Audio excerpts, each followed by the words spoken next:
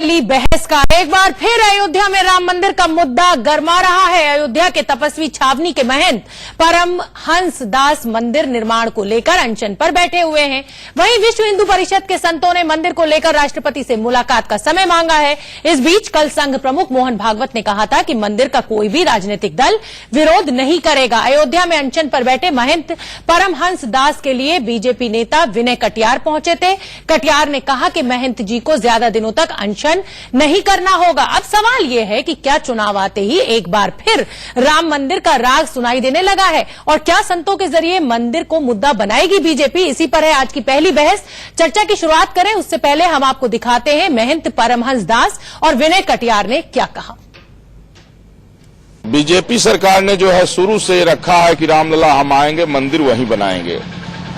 अब पहले तो यह था कि बीजेपी स्टेट में थी तो केंद्र में नहीं थी, केंद्र में अटल जी आए तो बहुमत में नहीं रहे, लेकिन अब मेयर से लेकर के और राष्ट्रपति तक सब बीजेपी सरकार के हैं। और जिस तरह से SC ST पर कानून बनाए मोदी जी, उसी तरह से मेरा जो है आग्रह है, मेरी मांग है कि उसी तरह से राम मंदिर पर जो है कानून बना करके राम मंदिर बनाए। यहाँ 3.5 लाख लोग बलिदान हुए जिस स्थान को लेकर, और हम सबको मालूम है 30 अक्टूबर 2 नवंबर को भी यहाँ पर बलिदान हुआ था।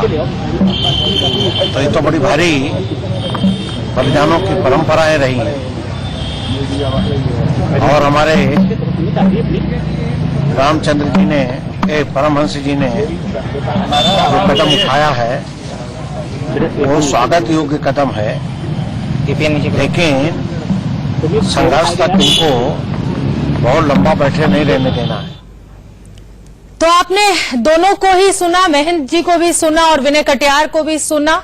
मंदिर का मुद्दा एक बार फिर से जिंदा हो गया है, एक बार फिर से जिन वापस आ गया है। हमारे साथ एक बड़ा पैनल जुड़ा हुआ है। जयराम विप्लव जी स्पोक्स पर्सन है बीजेपी के, वो मेरे साथ मौजूद है। जितेंद्र वर्मा जी स्पोक्स पर्सन समाजवादी पार्टी के हैं, लखनऊ से हमसे जुड़ रहे हैं। विजय शंकर तिवारी जी विश्व हिंदू परिषद के स्पोक्स पर्सन है, वो भी हमसे जुड़ गए हैं। और मौलाना अब्दुल हामिद नौमानी साहब मेरे साथ स्टूडियो में मौजूद हैं। सबसे पहले जयराम जी आप ही का रुख करना चाहूंगी। एक बार राम मंदिर का जिन्न जो है वो फिर से बाहर आ गया है, क्या लग रहा है इस बार संतों का सहारा लेना पड़ रहा है इस मुद्दे को जिंदा करने के लिए? देखिए, दिल्ली में अखिल भारतीय संत समिति की ओर से 127 संप्रदायों के 5000 से अधिक संत हिस्सा ले रहे हैं और इस देश में संतों को भी लोकतांत्रिक तरीके से अपनी बात रखने का, देश के सामने जो प्रमुख मुद्दे हैं उस पर अपना विचार प्रकट करने का अधिकार है। और तमाम राजनीतिक दल तब क्यों नहीं बोलते हैं या और भी लोग, जब इस देश में कोई मौलाना फतवे जारी करके यह बताते हैं कि किस पार्टी को वोट देना चाहिए, जब नागालैंड में चर्च के संगठन लगातार 15 दिनों तक इस बात का विरोध करते हैं कि हमें हिंदू राज्यपाल नहीं चाहिए।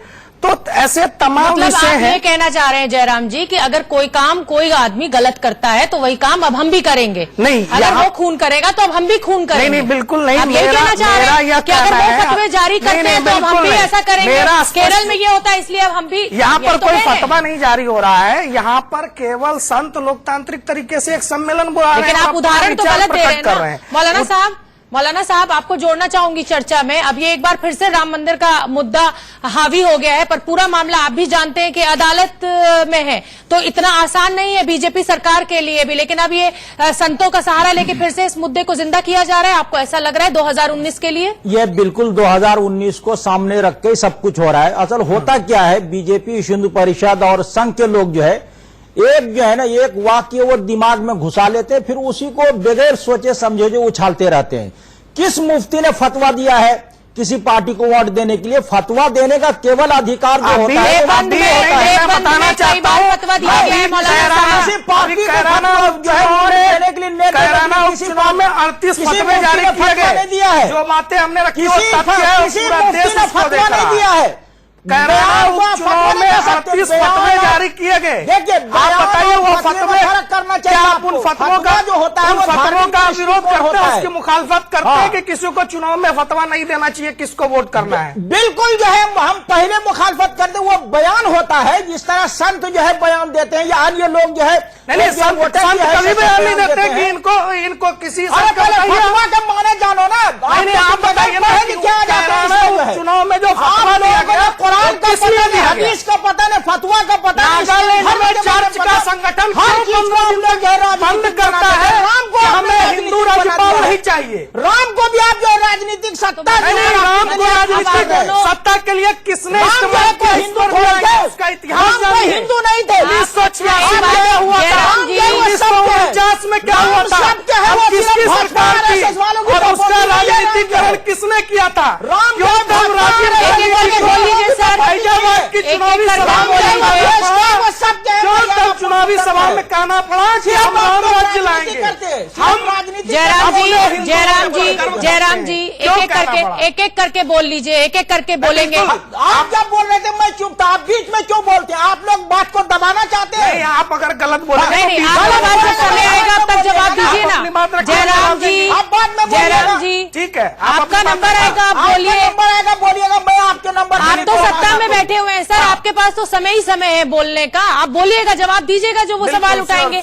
आराम से बैठिए, बोलिए मौलाना साहब। देखिए, ये बिल्कुल शुद्ध रूप से राजनीति हो रही है और 2019 को जो है सामने रख के ये पूरा खेल चल रहा है। जब मालूम है कि एक मामला जो है उच्चतम न्यायालय में है, तो इस तरह धरना प्रदर्शन का जो क्या मतलब होता है? ये जो है, चूंकि इन लोगों ने जो इतना बड़ा वादा कर लिया था हिंदू जनता से कि हम ये करेंगे वो करेंगे, उसकी वजह से जो निराशा फैल रही है इनमें, और जो इन्होंने जो पैसे लिए लोगों को मंदिर निर्माण के लिए जो है, उन लोगों को ये जो है शांत करने के लिए इस तरह चलिए ठीक है चल रहा है। जयराम जी, शुद्ध रूप से राजनीति है। जयराम जी पार्टी को वोट देने मौलाना साहब शांत हो जाए। बयान होता है मौलाना एक साहब, मुस्लिम को भी जो अधिकार होता है कि आप अपना बयान दे, अपना अधिकार। सब शांत हो जाइए, अब शांत हो जाइए। जयराम ने जी अभी कहा कि किसी को धरना प्रदर्शन करने की क्या जरूरत है? ये संतों का सम्मेलन है, कोई धरना प्रदर्शन नहीं हो रहा है और वहाँ पर कोई अशांतिपूर्ण काम नहीं होने जा रहा है। अच्छा सुनिए, मामला सब जुडिस है, न्यायालय की पूरी सम्मान के साथ सब लोग जयराम जी आप ये बताइए, का इंतजार कर रहे हैं। अब आप ये बताइए, क्योंकि एक तरफ संतों का दबाव है। अरे मौलाना साहब, सवाल मुझे पूछ लेने दीजिए, नहीं तो आप ही डिबेट को होस्ट कर लीजिए। फिर सुनिए जयराम जी, आप ये बताइए कि संत समाज अब खुलकर सामने आ गया है। अब सीधे सीधे संत समाज कह रहा है कि केंद्र से लेकर राज्य तक, राष्ट्रपति से लेकर नीचे तक आपका राज है, तो अब आप मंदिर क्यों नहीं बना देते? कहीं ना कहीं आपको ये नहीं लगने लगा है कि कहकर फंस गए हैं आप? कहना आसान है, करना मुश्किल है। नहीं, बिल्कुल नहीं। हमने तो पार्टी का सीधा स्टैंड है, कॉन्स्टिट्यूशन, कंसेंट और कोर्ट, इस तीनों माध्यम से किसी न किसी नतीजे पर पहुंचेंगे। और अभी कोर्ट में मामला चल रहा है। सुप्रीम कोर्ट ने हाल में जो निर्णय दिया है, अब 28 तारीख से 28 अक्टूबर से डे टू डे हियरिंग होने वाली है। अब समय नजदीक है, सुप्रीम कोर्ट के फैसले का तो लोग इंतजार कर लें। चलिए ठीक है, मैं जोड़ना चाहूंगी जितेंद्र वर्मा जी को। जितेंद्र जी, एक बार राम मंदिर का मुद्दा फिर से गर्मा गया है, या ये कहिए कि जानबूझकर गर्मा दिया गया है 2019 को ध्यान में रखते हुए, लेकिन अब ये जिन्न फिर से बाहर आ गया है। अब आपकी रणनीति क्या रहेगी? हिंदू वोट पोलराइज करने की पूरी तैयारी कर ली है बीजेपी ने। देखिए साधना जी, वादा खिलाफी भी एक भावनात्मक भ्रष्टाचार है। भारतीय जनता पार्टी ने हमेशा तारीखों का ऐलान किया, सन का ऐलान किया, लेकिन जब बात राम मंदिर बनने की आई तो इन्होंने सुप्रीम कोर्ट का हवाला देके पीछे हट गए। आपने देश में करोड़ों हिंदुओं की भावनाओं को भगवान श्री राम का मंदिर बनाने के नाम पर ठगने का काम किया है। मैं कहना चाहता हूं साधना जी, समाजवादी पार्टी के लिए भगवान श्री राम आपको करेक्ट कर दूं, मैं शोभना हूं, मैं आपको सही कर दूं। जी शोभना जी, समाजवादी पार्टी के लिए भगवान श्री राम श्रद्धा का विषय है, न कि राजनीति का। भारतीय जनता पार्टी के लिए भगवान श्री राम राजनीति का विषय है, न कि श्रद्धा का। अगर इनके लिए श्रद्धा का विषय होते तो आज इनकी देश में भी सरकार है, प्रदेश में भी सरकार है, 19 राज्यों में सरकार है। लेकिन ये कहते हैं, इनके कई नेता बयान देते हैं मंदिर बनाने संबंधित, लेकिन फिर उसके बाद जब बड़े कैडर नेता की बात आती है तो वो लोग कहते हैं कि हम लोग सुप्रीम कोर्ट का इंतजार करेंगे। सुप्रीम कोर्ट का इंतजार तो समाजवादी पार्टी भी कर रही है, सुप्रीम कोर्ट का इंतजार तो करोड़ों हिंदू कर रहे हैं, सुप्रीम कोर्ट के इंतजार का तो देश का हर व्यक्ति कर रहा है। अगर सुप्रीम कोर्ट के आदेश पर ही मंदिर बनना था तो फिर इसमें राजनीति क्यों करते हैं? भगवान श्री राम हमारे लिए श्रद्धा का पात्र है, ठीक है, भगवान श्री राम की पूजा करते हैं। आपने अपनी तैयारी नहीं बताई, आपने अपनी रणनीति नहीं बताई, आप इधर उधर की आए बाएं साए करके सवाल से बच गए बड़ी सफाई से। हमारी बता रहे जी शोभना जी, हमारी रणनीति सर्व समाज सर्व धर्म के लोगों को लेकर चलने की है। भगवान श्री राम या अल्लाह के नाम पर हम राजनीति नहीं करते, भगवानों की हम पूजा करते हैं, उनकी श्रद्धा करते हैं। ये भगवान श्री राम के नाम का उपयोग वोटों के लिए करते हैं। सबका साथ सबका विकास, आपने भी मोदी के नारे को चुरा लिया है। अब मैं चर्चा में जोड़ना चाहूंगी विजय शंकर तिवारी जी को, जो कि वीएचपी के स्पोक्स पर्सन है। सर, क्या लग रहा है, संतों का सहारा लेकर एक बार फिर से 2019 के लिए मंदिर के जिन्न को बाहर निकाल रही है बीजेपी? आपको मंदिर का जिन्न बोलते हैं शोभना जी, मुझे तो यही बड़ी विडंबना लगती है जब मंदिर का जिन्न बोला जाता है। यही हमारे समाजवादी पार्टी के मित्र बड़ी चर्चा कर रहे थे, मेरी श्रद्धा का विषय है, आस्था का विषय है। श्रद्धा का विषय ऐसा है, जिनकी श्रद्धा थी उनको तो मरवा दिया, 18 लोग मरवा दिए।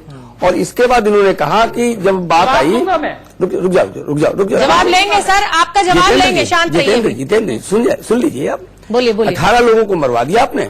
इसके बाद जब बात आई तो आपने कहा कि 18 क्या, हम 36 भी मरवा देते, अगर नहीं मरवाते तो मुसलमान नाराज हो जाता।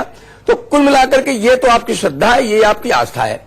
आपकी समाजवादी की पार्टी की सरकार थी, आपको ये पता है कि वहां पर जो ट्रांसलेशन के लिए बहुत सारा लिटरेचर रखा था, बहुत सारे साक्ष्य रखे थे, अगर उनका ट्रांसलेशन नहीं होता तो ये निर्णय बहुत विलंब से होता। ये आपको पता था, केंद्र की कांग्रेस की सरकार को भी पता था, जो 2004 से 2014 तक भी थी, लेकिन वो नहीं किया।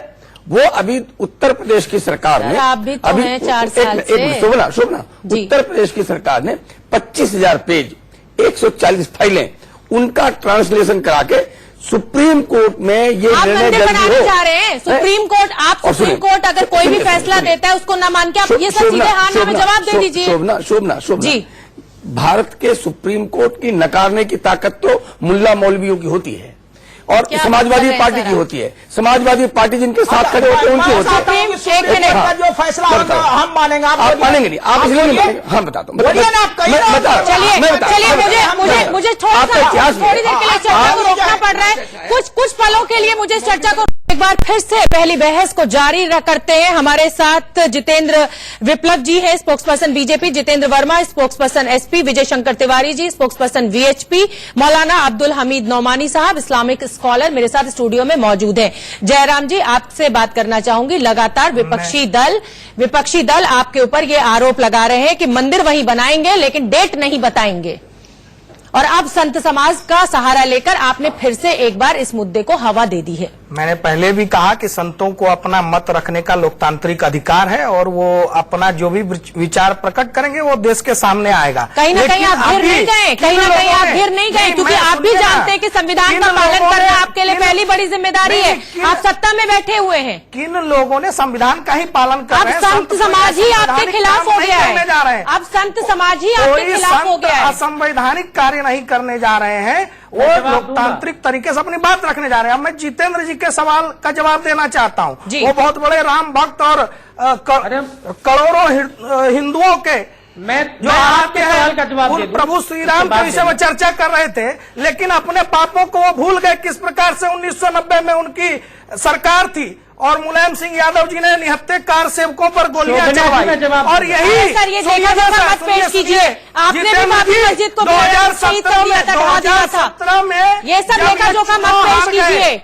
तब मुलायम सिंह यादव कहते हैं कि आज इतनी बुरी स्थिति हमारी हो गई, ऐसा तो कार सेवकों को गोली चलाने के बाद भी जवाब लेने दीजिए। जितेंद्र जी जवाब दीजिए इनकी बात। आज ये राम भक्त शांत हो जाइए। जयराम जी अब शांत हो जाइए, बोलिए जितेंद्र जी। जी, राम मंदिर का चेकअप, राम मंदिर निर्माण का चेकअप ये सपा सरकार में करने गए थे। अब 19 राज्यों में सरकार है, देश में सरकार है, प्रदेश में सरकार है। अरे दंड कमंडल लेके चेक तो कर लो, घिनौनी सोच वाले लोगों, मंदिर चेक तो कर लो। जिलाधिकारी ने गोली चलवाई, मुलायम सिंह ने गोली चलवाई, जिलाधिकारी ने गोली चलवाई, मुलायम सिंह के 12 PNT पहुंच गए, तब भी नेताजी ने नहीं कहा गोली चलवाओ। नेताजी ने अंतिम में कहा, जब डीएम ने कहा मर्यादा में किया गया है, चलिए ठीक है मरवाने वाले लोग आज राम भक्त होने का दावा कर रहे हैं। एक मिनट कानून व्यवस्था को आप रुक जाइए करने के लिए जितेंद्र जो जी। उचित कदम उठाना हो उठाओ। अरे घिनौनी सोच के लोगों 1400 करोड़ रुपया की सोच भगवान है, ये पूरा देश देख रहा है। काट गए हो। जितेंद्र अरे बेईमानो, जी, नक्कालों से अगर इस भाषा में आप मेरी चर्चा में बात करेंगे तो मैं आपको बिल्कुल इजाजत नहीं दूंगी। अगर इस भाषा का इस्तेमाल आप पहली बहस के समय करेंगे तो उसकी इजाजत नहीं है। करने वाले हिंदुओं को ठगने वाले ये विश्व हिंदू परिषद के लोग। चलिए ठीक है, आप शांत हो जाइए। आप शांत हो जाइए। विजय शंकर जी, एक तरह से देखा जाए तो बीजेपी कहीं ना कहीं फंस नहीं गई है। 2014 का जो घोषणा पत्र था उसमें भी मंदिर का मुद्दा जो था वो बहुत निचले पायदान पे था, बहुत सारी प्रायोरिटी के बाद नीचे था। तो कहीं ना कहीं संत समाज को या विश्व हिंदू परिषद को या जितने भी जो आप लोग मंदिर बनाने के समर्थक हैं उन्हें ये समझना नहीं चाहिए कि बीजेपी भी कहीं ना कहीं वोट की राजनीति कर रही है। शोभना, देखो मैं विश्व हिंदू परिषद का हूँ जी। आपको लगता है कि हम इस पर भुना रहे हैं, कुछ कर रहे हैं, तो आपको ध्यान करा देता हूँ 1992 के तुरंत बाद हमारी कार्यशाला है अयोध्या में, जहाँ पर मंदिर निर्माण की सामग्री हम लगातार तैयार कर रहे हैं। ये विश्वास का विषय होता है। जिनको विश्वास नहीं वो राजनीति करते हैं। राजनीति करनी होती तो हम शिलाएं तब बनाते जब हमें निर्णय मिलता। हमारे आधे से ज्यादा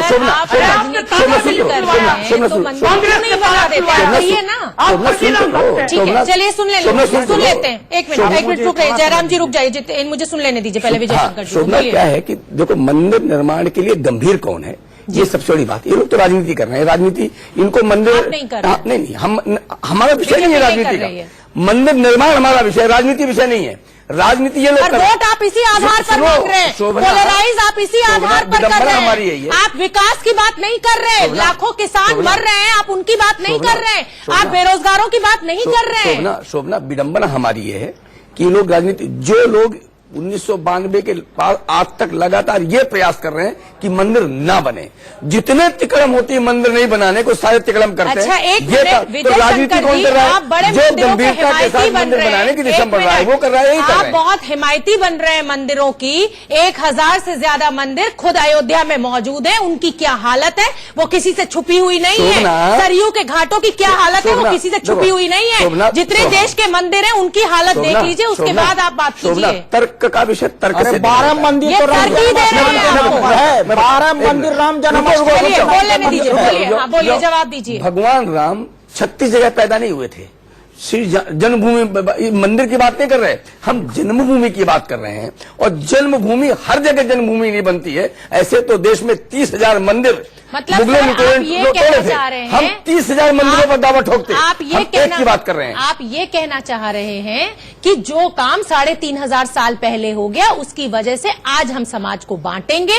जो लोग, जो समाज, जो कम्युनिटी हमारे देश का भी हिस्सा है, हम उनकी भावनाओं को ठेस पहुंचाएंगे, आपस में लड़ेंगे, मरेंगे और बस इसी मुद्दे को जिंदा रखेंगे। शोभना, आपको पता है आप अस्पताल बनाने की बात नहीं करते। अपना घर दे दीजिए, अस्पताल के लिए घर दे दीजिए। जो अस्पताल के हिमायती वो अपना घर दें, अपना यूनिवर्सिटी बनाने नहीं, भगवान नाम की जन्मभूमि नहीं देंगे। क्या शर्म नहीं आती लोगों को ऐसी बात करते हुए? जो ये कहते हैं अस्पताल देंगे, अपना घर दीजिए, अपना बगीचा दीजिए, किसने मना किया है? नहीं, ये शर्म आती है लोगों की। ठीक है, बिल्कुल नहीं, हमें स्वीकार नहीं है इस बात को। 10 सेकंड में अपनी बात रखना चाहता हूँ। विकास की राजनीति आप बोलिए, पटरी से बाहर कौन उतारता है? आप जमीन दे दीजिए, बोलिए।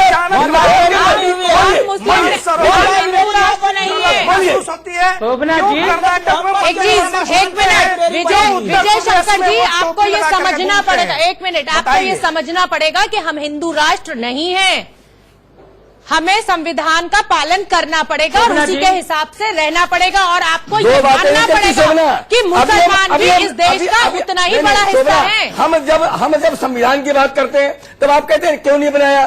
जब हम बनाने की बात करते हैं तब संविधान की बात करते हैं। आगे कहीं नहीं रहे, आप सुप्रीम कोर्ट के फैसले का इंतजार कीजिए ना सर। एक जगह खड़े हो जाओ ना। आप सुप्रीम कोर्ट के फैसले का इंतजार कीजिए। किसने की? शोभना, ये बताइए। सुप्रीम कोर्ट के फैसले के अनुसार मौलाना साहब जवाब दीजिए। ये कौन है? ये कौन है? ये कौन है? ये कौन है? पहली बार बैठे क्या ये? जो पहली बार बैठे हो क्या? परिषद, बजरंग दल वाले, बीजेपी वाले सब जो है वो अवहेलना कर रहे हैं। जब एक मामला सुप्रीम कोर्ट में है, आपने मूर्ति रख दी, वहां पूजा अर्चना हो रही है और आप हमें नमाज नहीं पढ़ने दे रहे हैं, तो हमें ज्यादा अधीरता दिखलाना चाहिए ना, आपको नहीं दिखलाना चाहिए। बहुत बढ़िया बात। हाँ, आपने तो मूर्ति रख दी, मस्जिद तोड़ के जो है पूजा अर्चना जारी है, आपने नमाज पढ़ने से रोक दिया, 100 साल तक नमाज हो रही थी, बहुत बढ़िया बात। उसमें तो आपको जो है वो नजर आ रहा है। बस यही बात मैं कह रहा हूँ। शोभना जी, देखिए आप सभी को राम सिर्फ आपके है क्या? एक मिनट, राम सिर्फ हिंदुओं के है क्या? ये आप जो है उसमें राम पे राजनीति क्यों कर रहे हैं? मैं एक मिनट भाजपा वाले क्यों राजनीति करते हैं? एक मिनट, भाजपा तो सियासी पार्टी है ना। थोड़ा इतिहास में राम भी जब देखना आस्था चाहिए। का चलिए विषय है, एक तो मिनट, भाजपा क्यों राजनीति करती है? मौलाना साहब एक मिनट बताइए। जितेंद्र जी आप हाथ उठा रहे हैं, क्या बोलना चाहते हैं? पर अपने शब्दों पे संयम रखिएगा सर, बोलिए। शोभना जी 25 करोड़ लोग इस देश में रोज भूखे सो जाते हैं। देश की सरकार को उसकी चिंता नहीं है। 40 लाख महिलाएं तन बेचकर, अपना शरीर बेचकर, शर्म से मर जाए ये सरकार, बेचारी तन बेचकर पैसा कमाती, अपना पेट पालती है। उस पर इनको बात नहीं करनी, उनको न्याय दिलाने के लिए बात नहीं करनी। उससे वोट नहीं मिलेगा। 40 लाख महिलाओं को न्याय नहीं दिला सरकार सकती। काम कर रही है। डीजल पेट्रोल उस पर काम डीजल करना है पेट्रोल सर। कितना महंगा हो गया। 33 करोड़ लोगों को किसान के जनधन चक्कर योजना में के डीजल तहत पड़ता पहली बार है, आर्थिक तब आजादी का अन्न एहसास बनता है, इसी तब सरकार में खेत हुआ। जुताई होती है, तब खेत में बुवाई होती है, तो ठीक उस है। किसान की हालत क्या? सिर पर लाठी मारी जा रही, हाथ पैर तोड़े जा रहे, जय जवान से जय किसान को मरवाया जा रहा है शास्त्री जी के जन्म दिवस पर। और जान लीजिए डॉलर 74 के आसपास आ गया, लेकिन इस बेशरम सरकार को कोई चिंता नहीं है। आपके देश की शब्द अर्थव्यवस्था बड़े- चौपट आप हो कहाँ जाए, से निकाल तो के लाए चौपट हो हैं? जाए। आप जितेंद्र कोई जी, विश्वविद्यालय नहीं बनाते, शांत हो जाइए, आप कोई आपका माइक ऑफ करना पड़ेगा मुझे। जितेंद्र जी आप एक तो बात सुनिए, आप एक बात सुनिए। एक तो मैं आपसे बार बार ये विनती कर रही हूं कि पहली बहस में आप इस तरह के शब्दों का इस्तेमाल नहीं करेंगे। संवाद का जो एक निम्नतम स्तर है उसको मेंटेन कीजिए और इस तरह के शब्दों का इस्तेमाल प्लीज मत कीजिए। जयराम जी एक मिनट। जयराम जी आपको ऐसा नहीं लग रहा है कि इस मंदिर के अलावा बहुत सारे ऐसे मुद्दे हैं जिनकी देश को इस समय जरूरत है? हमारे युवा मर रहे हैं, उनको नौकरियां नहीं मिल रही हैं, हमारे किसानों को आपने देखा वो दिल्ली तक पहुंच गए, महाराष्ट्र में भी आपने देखा हालत खराब है। सर इस समय मंदिर की जरूरत नहीं है देश को। सुनिए ना, मंदिर की जरूरत है या नहीं है ये एक अलग विषय है, लेकिन आप जब लगातार आपने सवाल उठाया, मुझे थोड़ा सा वक्त देंगे तो मैं बता पाऊंगा कि राम मंदिर जल्दी बोलिए के मुद्दे पर राजनीति किसने की और कब की। थोड़ा इतिहास को टटोल करके देखिए 1986 में क्या हुआ था। शाहबानो प्रकरण में राजीव गांधी की जो छवि बनी, सुनिए ना, कर दिया। मैं आप मुझे बोलने देंगे तब तो सुनिए ना, 2 मिनट मेरी बात। मैं आप नहीं, डिबेट को बिल्कुल भटकाइए ही मत। डिबेट को मैंने आप भटका रहा हूं, मुझे जवाब दीजिए कि इतने बड़े बड़े मुद्दे खड़े हुए हैं, आपके बीजेपी अध्यक्ष क्यों कह रहे हैं 2019 से पहले मंदिर बनेगा? इसका खंडन जयराम जी दोनों में अंतर क्या जरा बताइए है कि मुझे हिंदू होने का गर्व है। जयराम जी दिल्ली में शाहबानो पर क्यों कहना पड़ता है? जो दो आपने जो जयराम जी, आप इतिहास को जान लीजिए कि इस देश में इस मुद्दे पर राजनीति किसने की है? इस देश में राजनीति इस पर रोटियां किसने सेकी है?